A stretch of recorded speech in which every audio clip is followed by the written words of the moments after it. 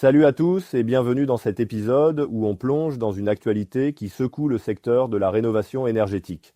Aujourd'hui, on parle de l'Agence nationale de l'habitat qui annonce une hausse de son budget d'aide pour 2024. Mais attention, derrière cette bonne nouvelle, il y a un chiffre qui interpelle. Moins de logements seront rénovés. Pourquoi? On t'explique tout.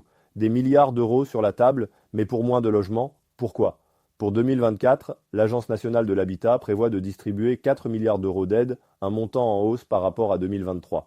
Mais, surprise, ces aides concerneront seulement 650 000 logements contre plus de 750 000 l'an dernier. Ce paradoxe s'explique par plusieurs facteurs. Les coûts explosent, l'inflation et les matériaux plus chers rendent les rénovations plus coûteuses. Des travaux plus ambitieux, l'objectif est désormais de financer des rénovations globales, plus lourdes, mais aussi plus efficaces énergétiquement. Une stratégie qui privilégie la qualité à la quantité. L'Agence nationale de l'habitat mise gros sur des projets de rénovation complets qui auront un impact significatif sur la réduction des passoires thermiques.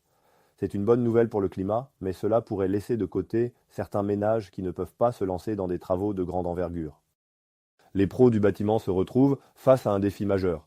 Pour les entreprises et artisans, ce changement de cap implique de s'adapter. Se former aux rénovations globales est complexe. Répondre à une demande plus ciblée, mais plus technique. Un vrai défi, mais aussi une opportunité pour ceux qui sauront s'y positionner. Le double enjeu, soutenir les ménages modestes et atteindre les objectifs climatiques. Avec des aides comme MaPrimeRénov' et des financements dédiés aux copropriétés, l'ANAH cherche à équilibrer les priorités. Mais la question reste, est-ce que ces efforts seront suffisants pour rendre la transition énergétique accessible à tous?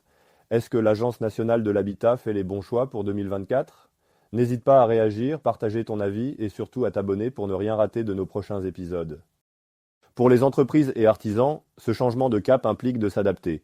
Se former aux rénovations globales est complexe. Répondre à une demande plus ciblée, mais plus technique. Un vrai défi, mais aussi une opportunité pour ceux qui sauront s'y positionner. Le double enjeu, soutenir les ménages modestes et atteindre les objectifs climatiques. Avec des aides comme MaPrimeRénov' et des financements dédiés aux copropriétés, l'ANAH cherche à équilibrer les priorités. Mais la question reste, est-ce que ces efforts seront suffisants pour rendre la transition énergétique accessible à tous?